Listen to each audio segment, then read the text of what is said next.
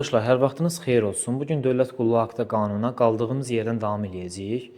Deməli, yoldaşlar, dövlət qulluqçularının əsas vəzifələrində qalmışdıq. Dövlət qulluqçularının bir sıra vəzifələri vardır. Bunlar hansılardır? Deməli, qanunvericilik və dövlət orqanlarının qəbul etdiyi başqa normativ hüquqi aktları həyata keçirməlidirlər. Rəhbərlərinin öz səlahiyyəti hüdudunda verdiyi əmri, göstərişi və sərəncamı yerinə yetirməlidirlər. Dövlət orqanında müəyyən edilmiş qulluq reqlamentinə əməl etməlidirlər, riayət etməlidirlər. Başqa dövlət qulluqçularının işlərini çətinləşdirən və yaxud da hər hansı bir qulluq keçdiyi dövlət orqanının nüfuzunu aşağı sala biləcək hərəkətlərə yol verməməlidir. Həmçinin vətəndaşların, müəssisə, idarə və təşkilatların müraciətlərinə vaxtında baxmalı və həmçinin də öz səlahiyyətləri hüdudlarında onları qərəzsiz həll etməlidir. Lazım gəldikdə öz ixtisası hüdudunda rəhbərin göstərişi ilə əlavə iş görməli, dövlət sirrini və qanunla mühafizə olunan digər sirri həmişə, o cümlədən dövlət qulluğundan xitam verildikdən sonra da saxlamalıdır. Vəzifə borcunun yerinə yetirilməsi zamanı daxil olan və vətəndaşların şəxsi və ailə həyatına aid şərəf və ləyaqəti ilə bağlı məlumatları konfidensiallığını qoruyaraq saxlamalı, gizli saxlamalı və yaxud da qanunla nəzərdə tutulmuş hallar istisna edilməklə belə məlumatların verilməsini tələb etməməli. Həmçinin qulluq keçdiyi dövlət orqanının rəhbərinə hər il öz gəlirləri və əmlak vəziyyəti barəsində maliyyə hesabatı təqdim etməlidir və onun əlavə gəlirlərini, mənbəyini, növünü və yaxud da məbləğini göstərməklə qeyd etməlidir. Deməli, yoldaşlar, qanunvericilikdə müəyyən olunmuş hallarda və qaydada müvəqqəti olaraq başqa yaşayış yerinə keçməli, həmçinin başqa yerdə qulluq keçməli, başqa yerdə çalışmalı və başqa vəzifələri icra etməlidir və qanunvericiliklə müəyyən olunmuş hallarda qaydada dövlət qulluqçusu öz fiziki və əqli qabiliyyətlərinin və tapşırılan funksiyaların icrasına yararlı olmasının müəyyən edilməsi üçün tibbi komissiyalarda müayinə keçməlidir. Həmçinin ən əsası da dövlət qulluqçusu vəzifə öhdəliyi olaraq etik davranış qaydalarına əməl etməlidir. Dövlət qulluqçusunun bir sıra hüquqları var. Yoldaşlar, hüquq deyərkən nə nəzərdə tutulur? Hüquqlar elə bir şeydir ki, hüquq elə bir ünsürdür ki, hüquqlardan istifadə edə bilərsən, istifadə etməyə də bilərsən, yəni məcburi xarakter daşımır. Dövlət qulluqçusu bir sıra hüquqlara malikdir. Nədir bu hüquqlar? Vəzifə borcunu yerinə yetirmək üçün dövlət orqanlarından, ictimai birliklərdən, müəssisələrdən, idarələrdən, təşkilatlardan müəyyən olunmuş qaydada lazımi informasiya, materiallar tələb eləmək və almaq, dövlət qulluqçusunu vəzifəyə təyin və vəzifədən azad etmək hüququna malik olan vəzifəli şəxsdən öz qulluq vəzifələrinin yazılı surətdə təsbit edilməsini və onların icrası üçün şərait yaradılmasını tələb eləmək, dövlət məvacibi almaq, əlavə təhsil və qulluq vəzifələrinin yerinə yetirilməsinə münasibəti nəzərə almaqla qulluqda irəli çəkilmək və yaxud dövlət məbləğinin məvacibinin artırılması iddiasında olmaq, həmçinin elmi pedaqoji yaradıcılıq fəaliyyəti istisna olmaqla, elmi yaradıcılıq fəaliyyətinə məşğul olmaq, həmçinin qulluq keçdiyi dövlət orqanı rəhbərinin icazəsi ilə pedaqoji fəaliyyətlə məşğul olmaq, pedaqoji fəaliyyət bir qayda olaraq dövlət orqanının rəhbərindən icazə almaqla həyata keçirilə bilər. Əmanətlərdən, depozitlərdən, qiymətli kağızlardan, rentadan, icarədən gəlir götürmək, həmçinin ilk tələbdən öz şəxsi işinin bütün materialları ilə şəxsi işə tikilməli olan rəylər və yaxud da digər sənədlərlə tanış olmaq, həmçinin öz izahatlarının şəxsi işə tikilməsini tələb etmək, şərəf və ləyaqətinə xələl gətirən məlumatları təkzib etmək üçün xidməti araşdırma aparılmasını tələb etmək, müvafiq orqanlarda və məhkəmədə öz qanuni hüquqlarını və mənafeyini müdafiə etmək, həmkarlar ittifaqında birləşmək, qulluq keçdiyi dövlət orqanı rəhbərinin aldığı icrası məcbur olan göstəriş və yaxud da əmrin qanuniliyi və dürüstlüyü dövlət qulluqçusunda şübhə doğurarsa, həmin göstərişin və ya əmrin yazılı şəkildə ona verilməsini tələb etmək, qanunvericilikdə başqa hal nəzərdə tutulmamışdırsa, dövlət qulluqçusu funksiyalarının icrası ilə bir araya sığmayan deyilsə, ictimai birliklərdə üzv olmaq, qanunvericiliyə nəzərdə tutulmuş qaydada dövlət vəsaiti hesabına təhsil almaq və müvafiq təlim keçmək, həmçinin təhsil məqsədi ilə məzuniyyət almaq, qanunvericilikdə nəzərdə tutulan hallarda və qaydada məzuniyyətlər almaq və həmçinin də özünün və ya ailə üzvlərinin əlilliyi barəsində pensiyalar və müavinətlər almaq dövlət qulluqçusunun hüquqlarına aiddir. Məzuniyyətlər deyərkən, məzuniyyətin növləri var da, sosial məzuniyyət, yaradıcılıq məzuniyyəti, ailə üzvlərinin və ya özünün müalicəsi ilə bağlı məzuniyyətlər deməli, dövlət qulluqçusunun əsas hüquqlarına aid edilir. Deməli, yoldaşlar, dövlət qulluğu ilə bağlı bir sıra məhdudiyyətlər var. Nədir əlavə məhdudiyyətlər? Deməli, dövlət qulluqçusu əlavə ödənişli heç bir seçkili və ya təyinatlı vəzifə tuta bilməz. Elmi pedaqoji, elmi yaradıcılıq fəaliyyəti istisna olmaqla qulluq keçdiyi dövlət orqanı rəhbərinin icazəsi olmadan, axı biz bilirik ki, hüquqda dövlət qulluqçusunun hüququ var ki, icazəsi ilə, dövlət orqanı rəhbəri icazəsi ilə pedaqoji fəaliyyətlə məşğul olsun. Burada isə məhdudiyyət qoyulur. Dövlət qulluğunda qulluq keçdiyi dövlət orqanı rəhbərinin icazəsi olmadan dövlət qulluqçusu pedaqoji fəaliyyətlə məşğul ola bilməz. Bu artıq məhdudiyyət sayılır. Dövlət orqanının və ya yerli özünü idarə orqanının bələdiyyənin işləri üzrə üçüncü şəxslərin nümayəndəsi olmaq olmaz, qadağandır. Dövlət qulluğuna xitam verildikdən sonra qanunvericiliklə müəyyən olmuş müddət ərzində öz qulluq fəaliyyətinə aid olan və dövlət sirri və ya qanunla mühafizə edilen digər sir olan hər hansı məsələ barəsində informasiyadan üçüncü şəxslərin xeyrinə istifadə etmək olmaz. Qulluq keçdiyi dövlət orqanının rəhbərinə bildirmədən dövlət qulluqçusu xarici ölkənin vəsaiti hesabına oraya gedə bilməz. Qulluq vəzifələrini icra etdiyi dövrdə dövlət qulluqçusu siyasi partiyaların fəaliyyətində iştirak etməyə məcbur edilə bilməz və yaxud da edə bilməz. Tətillərdə və yaxud da dövlət orqanlarının işini pozan hərəkətlərdə iştirak etmək olmaz. Dini təbliğ etmək üçün dövlət qulluqçusunun statusundan istifadə etməyə və yaxud da orqanın tabeliyində olan obyektlərdə dini mərasimlərin keçirilməsinə rəsmi xarakter vermək olmaz. Yoldaşlar, demək ki, seçki komissiyasının həlledici səs hüquqlu üzvü, yəni səslə seçilmiş namizəd dövlət qulluğunda ola bilməz. Dövlət qulluqçusu bu maddənin tələblərinə zidd hərəkət edərsə, qanunvericilikdə ayrı qayda nəzərdə tutulmayıbsa, xəbərdarlıq aldıqdan sonra 30 gün ərzində o, dövlət qulluğuna, yoxsa başqa fəaliyyətə üstünlük verdiyini özü üçün müəyyən edərək, gəldiyi qərar barəsində qulluq keçdiyi dövlət orqanının rəhbərinə məlumat verməlidir. Deməli, yoldaşlar, dövlət orqanının rəhbəri deyərkən, dövlət orqanının aparatında olan ümumi rəhbər şəxs sayılır. Yəni, dövlət orqanının rəhbəri. Amma ki, dövlət orqanında, məsəl üçün, birbaşa rəhbər dedikdə isə, dövlət orqanının tabeliyində, məsələn, A adlı şəxs dövlət orqanının tabeliyində hər hansı qurumda çalışır. O artıq qurumun rəhbəri, onun birbaşa rəhbər sayılır. O, həmən qurumda onun A adlı şəxsin çalışdığı hər hansı bir B struktur bölməsi onun işlədiyi bölmədir və yaxud da şöbə və yaxud da sektordur. O bölmənin, şöbənin, sektorun müdürü onun bir bilavasitə rəhbəri sayılır. Deməli, yoldaşlar, bildiyimiz kimi, dövlət qulluqçuları üçün bir sıra təminatlar var. Dövlət qulluqçuları hansı təminatlara malikdir?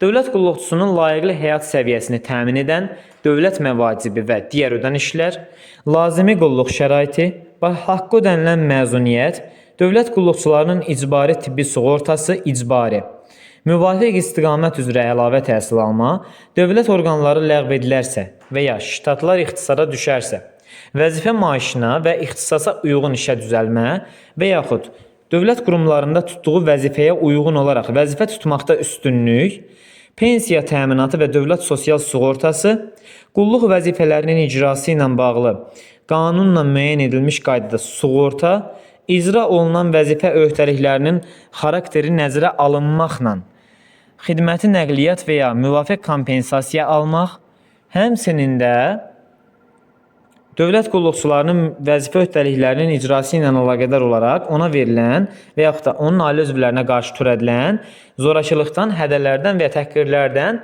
dövlət qulluqçusunun və ailə üzvlərinin müdafiəsi dövlət qulluqçuları üçün təminatlara aiddir və dövlət qulluqçuları bu qanunla nəzərdə tutulan hallardan başqa yalnız öz razılığı ilə aşağı maaşlı vəzifəyə keçirilə bilər. başqa halda keçirilə bilməz. Dövlət hakimiyyəti orqanlarının, ha belə dövlət orqanları rəhbərlərinin tərkibinin dəyişməsi dövlət qulluğuna xitam verilməsi üçün əsas deyil. Xarici ölkələrdəki ticarət nümayəndələrinə və onların aparatlarının işçilərinə dövlət məvacibi, əmək haqqı, yəni tibbi sığorta, nəqliyyat xərcləri, yaşayış sahəsinin icarə xərcləri, məktəb yaşlı ailə üzvlərinin təhsil haqqı, həmçinin də bu qanunda nəzərdə tutulmayan təminatların verilməsi qaydası Nazirlər Kabineti tərəfindən müəyyən edilir. Bu qanunun, yəni dövlət qulluğu haqqında qanunun dövlət qulluqçularına aid edilən digər təminatlarla bağlı müddəaları xarici ölkələrdə ticarət nümayəndəliklərinə və onların aparatlarının işçilərinə şamil edilir. Dövlət məvacibi yoldaşlar nədən asılıdır? Dövlət məvacibi asılıdır səlahiyyətin həcmindən, məsuliyyətin dərəcəsindən, tələb olunan peşəkarlıq səviyyəsindən və qulluq stajından asılıdır. Dövlət məvacibi nədən ibarətdir? Vəzifə maaşından, mükafatlardan, yəni premiyalardan, yəni bir də ki, əlavələrdən, vəzifə maaşına əlavələrdən. Vəzifə maaşına əlavələr ixtisas dərəcəsinə və qulluq stajına görə verilir. Dövlət orqanlarında inzibati və yardımçı vəzifə tutan dövlət qulluqçularının aylıq vəzifə maaşının minimum məbləği prezident tərəfindən müəyyən edilir.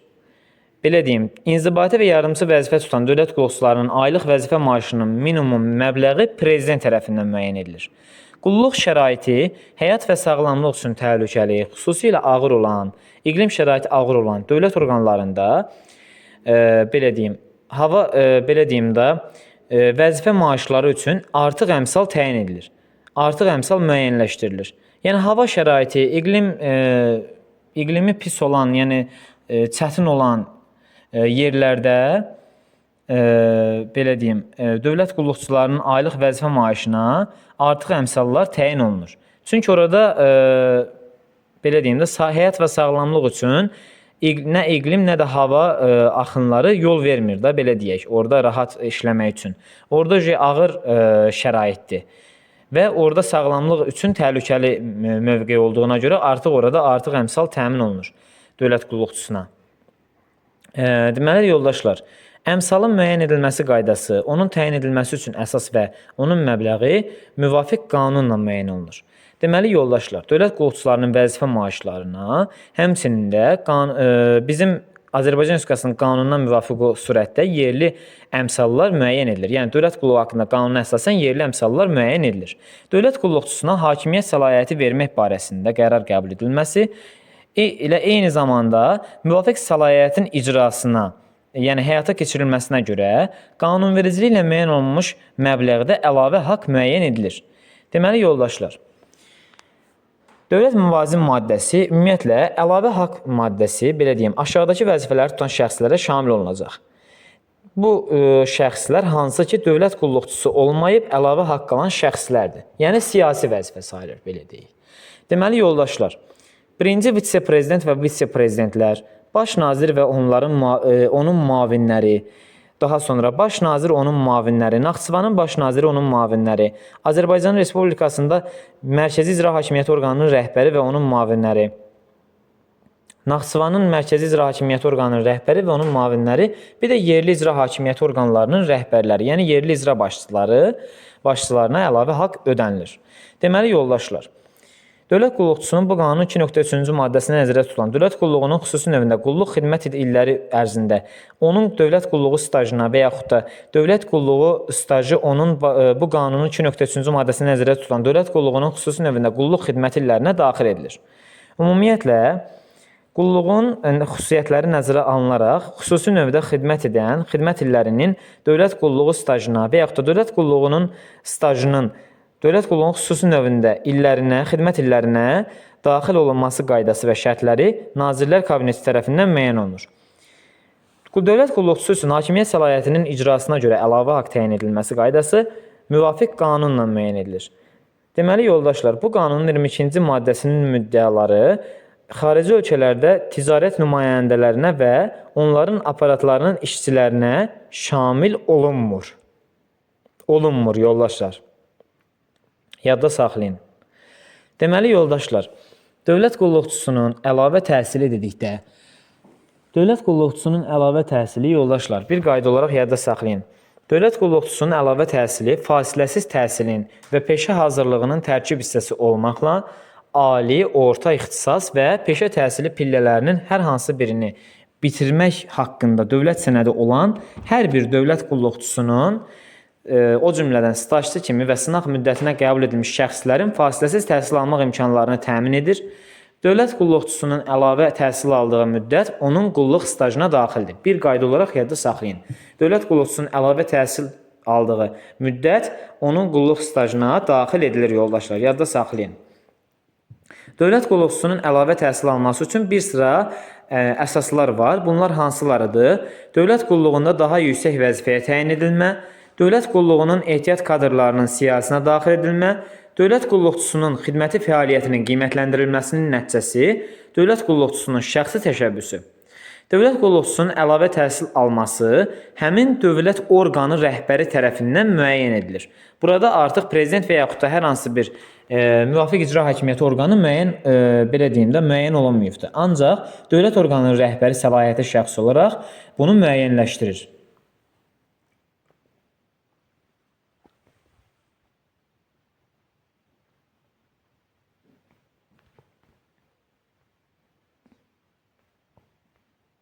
Deməli yoldaşlar, dövlət qulluqçusunun biz qeyd elədiyimiz kimi əlavə təhsil alması həmin dövlət orqanının rəhbəri tərəfindən müəyyənləşdirilir. Deməli yoldaşlar, dövlət qulluqçusunun əlavə təhsili ixtisas artırma və yenidən hazırlanma qurumlarında, həmçinin də təhsil müəssisələrində yaradılmış müvafiq strukturlarda staj keçmə və peşə hazırlığı kurslarında və bu sahə üzrə fəaliyyətə xüsusi razılıq verilmiş digər müəssisələrdə qanunvericiliklə müəyyən olunmuş istiqamətlərdə həyata keçirilir. Dövlət qulluqçusu əlavə təhsil almaq üçün xarici ölkələrə ezam oluna bilər. Dövlət qulluqçusunun əlavə təhsili qulluq keçmədən ayrılmaqla, qismən ayrılmaqla və ayrılmamaqla həyata keçirilə bilər. Yadda saxlayın yoldaşlar. Əlavə təhsilin növü, forması, müddəti, maliyyə təminatı Nazirlər Kabineti tərəfindən təsdiq olunan qaydalarla tənzimlənir. Deməli yoldaşlar, Konstitusiya, Ali Məhkəmə, həmçinin Məhkəmə Hüquq Şurası və Ombudsmanın aparatında, habelə 2-ci, 5-ci kateqoriya dövlət orqanlarında ali hüquq təhsili tələb edən vəzifələrdə qulluq keçən dövlət qulluqçuları mütəmadi şəkildə tədris elm müəssisələrində peşə hazırlığına, ixtisasın artırılmasına cəlb olunurlar. Yəni bunlar üçün daimi peşə hazırlığı və ixtisasın artırılması qaydası vacibdir yoldaşlar, yadda saxlayın. Dövlət qulluqçusunun və onların ailə üzvlərinin pensiya təminatı, əmək pensiyaları haqqında Azərbaycan Respublikasının qanununa uyğun şəkildə həyata keçirilir. Dövlət qulluqçusunun pensiyasının məbləği asılıdır. Dövlət qulluğu vəzifəsində qulluq stajından və dövlət məvacibinin məbləğindən.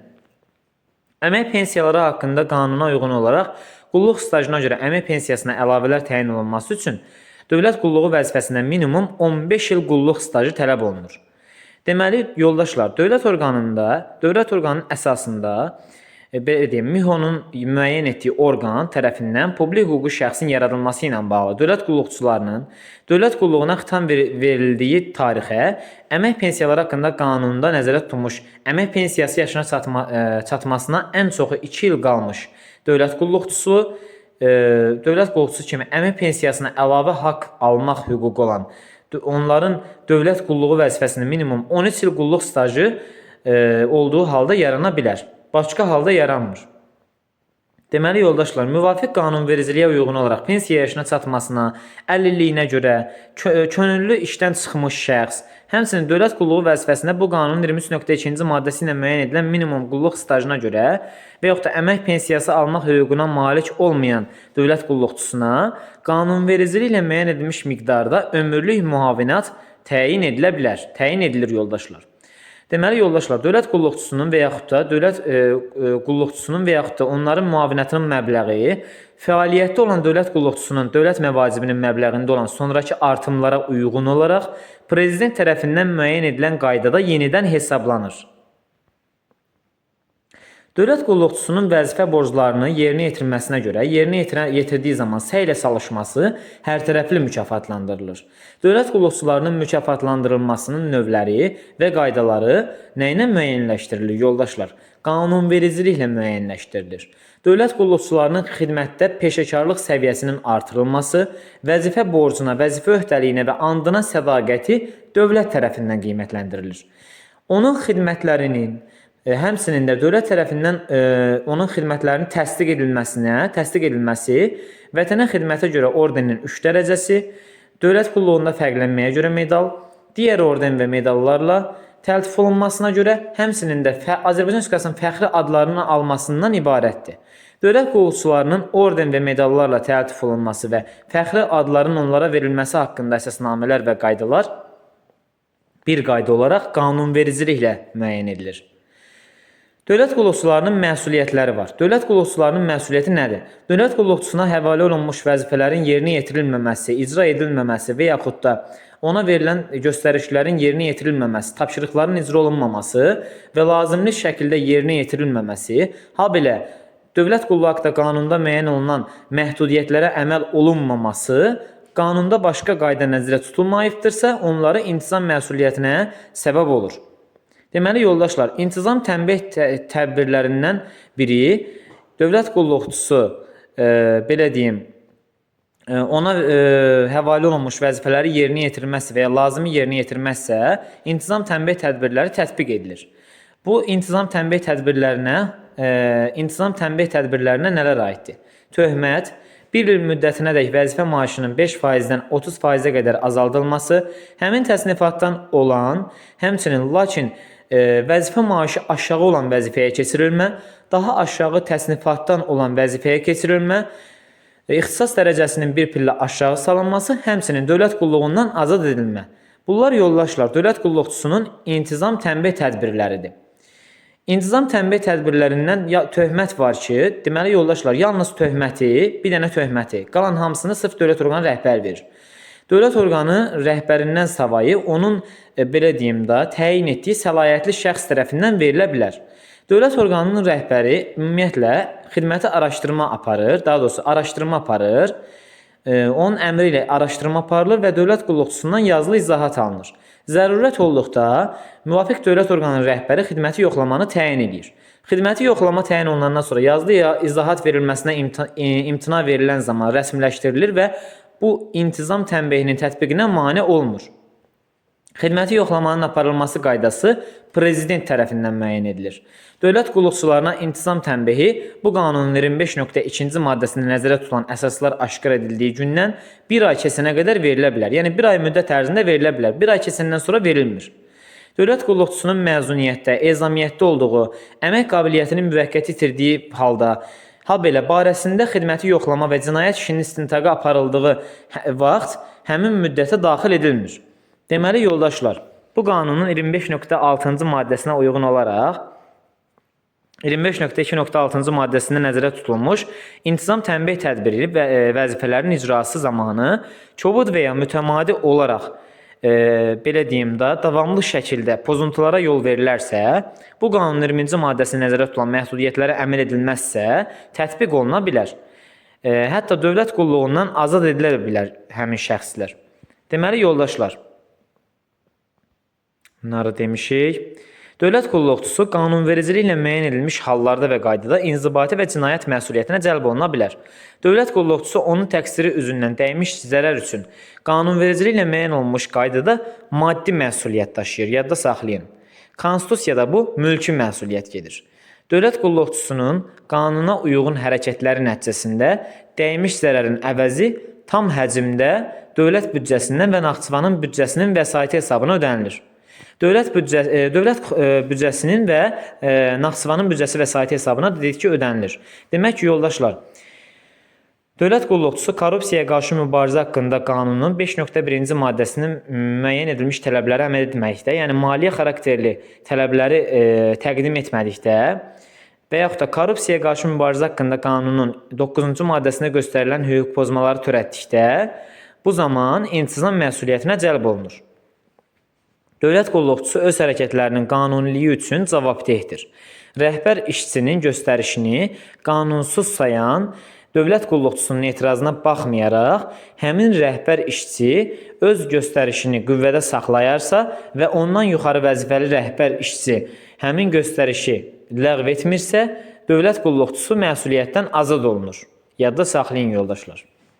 Deməli yoldaşlar, Azərbaycan Respublikasında 16 yaşına çatmış, hər hansı meyardan asılı olmayaraq müvafiq vəzifənin tələblərinə uyğun peşə hazırlığına malik olan, dövlət dilini sərbəst bilən vətəndaşlar dövlət qulluğuna qəbul edilmək hüququna malikdir. Deməli yoldaşlar, hər hansı bir şəxs dövlət qulluğuna aşağıdakı hallarda qəbul edilə bilməz. Onun fəaliyyət qabiliyyətinə malik olmaması və yaxud da məhdud fəaliyyət qabiliyyətinə malik olması barədə məhkəmənin qərarı təsdiq olunarsa, məhkumluğu ödənilməmiş və ya götürülməmiş olarsa, barəsində tibbi xarakterli məcburi tədbirlərin tətbiqinə dair məhkəmənin qanuni qüvvəyə minmiş qərarı olarsa, qanunvericiliklə müəyyən olunan başqa hallarda bir də bilavasitə tabeliyində və nəzarəti altında yaxın qohumluq və qudalıq əlaqəsi olan şəxslər olduqda, dövlət qulluqçusu belə deyim də, dövlət qulluğuna heç bir şəxs qəbul edilə bilməz. Deməli yoldaşlar, dövlət orqanında dövlət qulluğuna qəbul edilmək üçün müraciət etmiş şəxsin dövlət qulluğuna qəbul edilməsinin mümkün olub olmaması qabaqcadan, əvvəlcədən yoxlanılır. Yoxlamanın qaydası prezident tərəfindən müəyyən olunur. Şəxsi ailə həyatının təsvilatı yoxlanılmamalıdır, əslində qalsa. Deməli yoldaşlar, dövlət qulluğuna qəbul bildiyimiz kimi müsabiqə əsasında keçirilir. Müsabiqə test imtahanından müsahibədən ibarətdir. Deməli yoldaşlar, MİHO'nun yaratdığı qurum, yəni Dövlət İmtahan Mərkəzinin inzibati və yardımçı vəzifə təsnifatlar toplusuna uyğun olaraq inzibati vəzifələr üzrə dövlət qulluğuna qəbul üçün ayda bir dəfədən az olmayaraq test imtahanları təşkil olunur. Test nümunələrinin hazırlanması, ekspertizası, təsdiqi və test imtahanının təşkili keçirilməsi, qiymətləndirilmənin aparılması qaydası Nazirlər Kabineti müəyyən edir. Deməli yoldaşlar, Nazirlər Kabineti müəyyənləşdirir, amma test imtahanında iştirak etmək üçün ödənişin məbləğini Tarif Şurası müəyyən edir. Dövlət İmtahan Mərkəzi test imtahanından keçən şəxsə inzibati və yardımçı vəzifələrin təsnifat toplusuna uyğun olaraq inzibati vəzifə üzrə test imtahanından keçdiyini təsdiq edən dövlət qulluğu sertifikatı verir. Forması da Nazirlər Kabineti tərəfindən müəyyən edilən sertifikatın qüvvədə olma müddəti 5 ildir yoldaşlar, 5 il. 5 il ərzində, yəni sən o sertifikat vasitəsilə istənilən dövlət orqanının müsahibəsinə il ərzində 5 dəfə pulsuz qoşula bilərsən. Deməli yoldaşlar, şəxs dövlət qulluğu vəzifəsi üzrə bu qanuna uyğun olaraq bir neçə sertifikat ala bilər. Müsahibəni dövlət qulluğu vəzifəsinin aid olduğu dövlət orqanı təşkil edir. Müsahibənin keçirilməsi haqqında elan, sənədlərin qəbulu üçün müəyyən olunan son müddət göstərilməklə MİHO'nun yaratdığı qurumun, yəni DİM-in, yəni Dövlət İmtahan Mərkəzinin, həmçinin dövlət qulluğu vəzifəsinin aid olduğu dövlət orqanının internet saytında və mediada verilir əvvəlcədən. Test imtahanından dövlət qulluğuna qəbul üçün test imtahanından keçdiyini təsdiq edən sertifikatı olan şəxs həmin sertifikatın qüvvədə olma müddətinin hər il ərzində dediyim kimi 5 dəfə 5 müsahibədə iştirak etmək hüququna malikdir, həm də ödənişsiz müraciət edə bilər. Amma 6-cı dəfə müsahibəyə girsə, pulla müəyyən bir məvacib ödəməklə qoşula bilər. 5-dən artıq müsahibədə iştirak ödənişlidir və müsahibədə iştirak etmək üçün ödənişin məbləğini Tarif Şurası müəyyən edir. Müsahibədə iştirak etmək istəyən şəxs müsahibənin keçirilməsi elan olunduğu gündən 30 gün müddətində, 1 ay müddətində yox, 30 iş günü müddətində yox, sırf 30 gün müddətində dövlət qulluğu vəzifəsinin aid olduğu dövlət orqanına müraciət edir. Müraciətə əlavə edilməli sənədlərin siyahısı və sənədlərin qəbul qaydası Nazirlər Kabineti tərəfindən müəyyən olunur. Müsahibə sənədlərin qəbulu başa çatdıqdan sonra 30 gün ərzində keçirilir yoldaşlar, yadda saxlayın. Müsahibə komissiyası 3 nəfərdən ibarət tərkibdə olur. Biri, bir nəfər üzv, qurumun öz nümayəndəsi olur. Bir nəfər müstəqil ekspert olur. Bir də Dövlət İmtahan Mərkəzinin nümayəndəsi olur.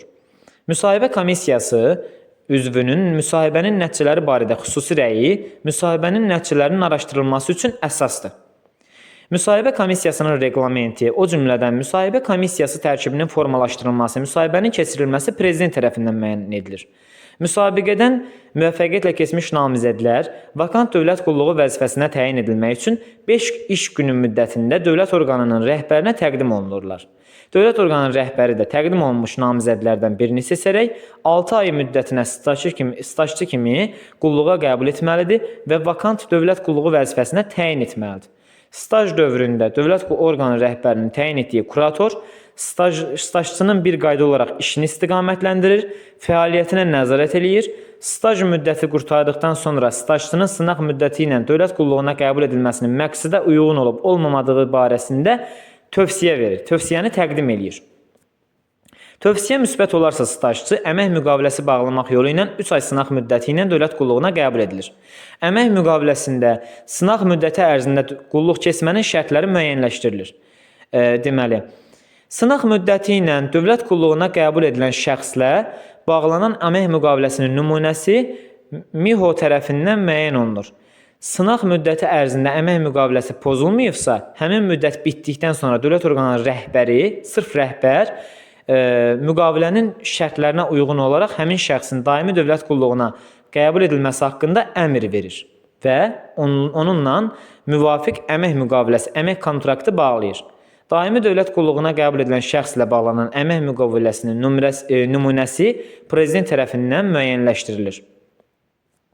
Dövlət orqanının rəhbəri tərəfindən bu qanunun 28.7-ci maddəsinə uyğun olaraq təqdim olunmuş namizədlər sırasından seçim edilər zaman müsabiqədə daha yüksək nəticə əldə etmiş namizədlərə, təhsil səviyyəsi eyni olduqda isə təhsil müəssisəsinin fərqlənmə ilə bitirənlərə və yaxud da xarici dil bilənlərə üstünlük verilir. Həmçinin müsabiqə nəticələri bərabər olarsa, ali təhsil pilləsinin daha yüksək səviyyəsini bitirənlərə üstünlük verilir. Stajçı kimi qulluğa qəbul edilmiş şəxs həmin müddət ərzində yenidən müsabiqədən keçərək yeni vəzifəyə təyin olunarsa, əvvəlki vəzifədəki staj müddəti nəzərə alınır. Sınaq müddəti ilə dövlət qulluğuna qəbul olmuş şəxs bu qanunun 28-ci maddəsinə uyğun olaraq yenidən müsabiqədən keçərsə, əvvəlki sınaq müddəti nəzərə alınmamaqla, yəni əvvəlki sınaq müddəti nəzərə alınmır, amma yenidən sınaq müddəti ilə vəzifəyə təyin edilir. Staj nəzərə alınır, bu dəfə sınaq yox. Deməli, yoldaşlar, belə ki, staj və sınaq müddəti kimlərə tətbiq olunmur? Dövlət qulluğuna qəbul edilmiş, qanunun 33.1-ci maddəsinə uyğun olaraq dövlət qulluğuna xitam verilmiş şəxslərə, yardımçı vəzifə tutmuş şəxslər istisna olmaqla xitam verilmiş şəxslər, dövlət qulluğuna xitam verilmiş şəxslər yenidən dövlət qulluğuna qəbul edildikdə, habelə qanunun 2.3-cü maddəsində nəzərdə tutulan dövlət qulluğunun xüsusi növündə qulluq xidmət keçən və yaxud da əvvəllər qulluq xidmət keçmiş kiçik rəis heyəti və sıravi heyət vəzifələrini tutan və ya əvvəllər vəzifə tutmuş şəxslər istisna olmaqla xüsusi hərbi diplomatik rütbəyə malik olan şəxslər dövlət qulluğuna qəbul edildikdə onlar barəsində daimi dövlət qulluğuna qəbul Azərbaycan Respublikasının adından müvafiq dövlət orqanının sənədi ilə təsdiq olunur.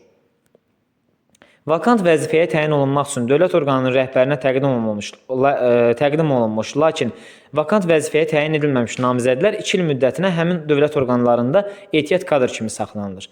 Bu müddət ərzində həmin dövlət orqanında analoji vakant vəzifə olduqda namizədlərin razılığı ilə onlar həmin vəzifələrə təyin edilir, yaxud digər dövlət orqanlarında analoji vəzifə olduqda MİHO-nun müəyyən etdiyi Dövlət İmtahan Mərkəzi tərəfindən həmin vəzifəyə təyin edilmə məsələsinə baxılması üçün namizədlər bu dövlət orqanının rəhbərinə təqdim olunurlar.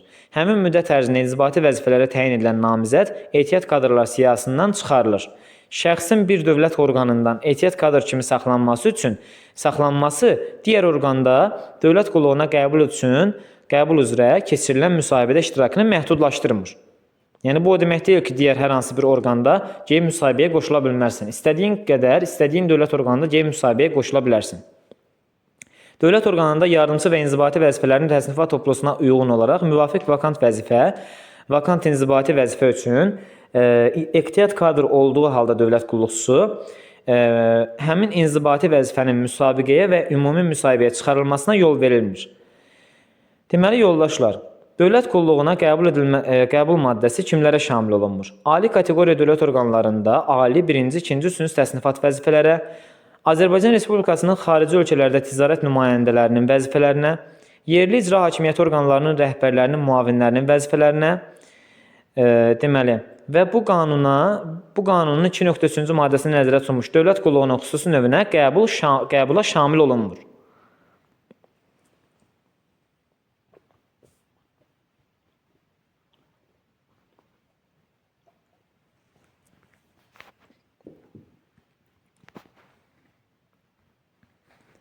Deməli, yoldaşlar, Azərbaycan Respublikasının dövlət qulluğunun xüsusi növünü tənzimləyən qanunları ümumiyyətlə dövlət orqanlarında qulluğa qəbul qaydaları dövlət qulluğunun xüsusi növünü tənzimləyən qanunlarla müəyyən edilir. Deməli, yoldaşlar, daxili müsahibə əsasından həyata keçirilir nə? Birinci, üçüncü kateqoriya dövlət orqanlarında müvafiq icra hakimiyyəti orqanı, xüsusilə Bakı şəhər icra hakimiyyəti, habelə xarici ölkələrdə olan ticarət nümayəndələri istisna olmaqla inzibati vəzifələrin birinci, üçüncü təsnifatlarına uyğun olan vəzifələrə, habelə ikinci kateqoriya dövlət orqanlarına aid müvafiq icra hakimiyyəti orqanında inzibati vəzifələrin dördüncü təsnifatına uyğun olan vəzifələrə, yəni struktur bölmə rəhbərləri və həmin dövlət orqanı rəhbərlərinin müşavirləri, köməkçiləri qəbul edilən zaman inzibati vəzifə üzrə dövlət qulluğuna qəbul olunarkən müsabiqənin yalnız müsahibə mərhələsində iştirak edirlər. Yəni bunlara test mərhələsi şamil olunmur. Deməli, yoldaşlar, dövlət qulluğu vəzifəsinin tutulması üçün nəzərdə tutulan təhsil tələbi istiqaməti üzrə elmlər doktoru elmi dərəcəsi olan şəxslər, dövlət orqanlarında siyahısı, belə deyim, Nazirlər Kabineti tərəfindən təsdiq olunan vəzifələrdə azı 10 il iş stajı olan şəxslər inzibati vəzifə üzrə dövlət qulluğuna qəbul olunan zaman onlar, belə deyim, yalnız müsahibədə iştirak edirlər. Deməli, yoldaşlar, Azərbaycan gənclərinin xarici ölkələrdə təhsili üzrə MİHO tərəfindən təsdiq olunan dövlət proqramı çərçivəsində xaricdə təhsil almış şəxslərin dövlət qulluğuna qəbulu ilə bağlı 28.1-ci maddəyə əsasən tətbiq edilmir və test mərhələsi və müsahibə mərhələsi bunlara şamil olunmur. Həmin şəxslər vakant dövlət qulluğu vəzifəsinin aid olduğu dövlət orqanına müraciət edərək tələb olunan sənədləri təqdim etməlidirlər. Sənədlər təqdim olunduqdan sonra həmin şəxs 5 iş günü müddətində dövlət orqanı rəhbərinə təqdim olunur. Dövlət orqanının rəhbəri də həmin şəxsi stajlı kimi qulluğa qəbul etməlidir və vakant dövlət qulluğu vəzifəsinə bir qayda olaraq təyin etməlidir. Amma həmin, belə deyim, şəxslərə staj və sınaq müddəti tətbiq olunmalıdır. Deməli, yoldaşlar, dövlət qulluğunda dövlət qulluqçusu ümumiyyətlə fəaliyyətin davam etdirilməsinə sövq olunur. Ümumiyyətlə, dövlət qulluqçusu kimi fəaliyyətini davam etdirmək istəyən şəxslər sertifikatın qüvvədə olma müddətinin son ilində, lakin həmin sertifikatın qüvvədə olma müddətinin bitmə tarixindən gec olmayaraq, yəni gecikməməklə, növbəti sertifikatı almaq üçün Dövlət İmtahan Mərkəzi tərəfindən keçirilən fəaliyyətin davam etdirilməsi imtahanında iştirak etməlidir bir qayda olaraq və yenidən sertifikat almalıdır. Ala bilmədiyi təqdirdə dövlət qulluğundan uzaqlaşdırılır həmin şəxs. Sertifikat alaraq dövlət qulluğuna qəbul edilən şəxs sonradan 2 dəfə sertifikat aldıqda sonuncu sertifikat şəxsə müddətsiz verilir və həmin şəxs dövlət qulluqçusu kimi fəaliyyətini davam etdirməsi üçün hər hansı bir imtahana cəlb oluna bilməz. Yəni ona artıq imtahana ehtiyac olmur. Deməli, yoldaşlar, dövlət qulluğunda fəaliyyətin davam etdirilməsi üzrə keçirilən test imtahanının məzmunu şuranın təklifləri əsasında, yəni Dövlət Qulluğunu İdarəetmə Şurasının təklifi əsasında MİHO-nun müəyyən etdiyi orqan, yəni Dövlət İmtahan Mərkəzi tərəfindən müəyyən edilir.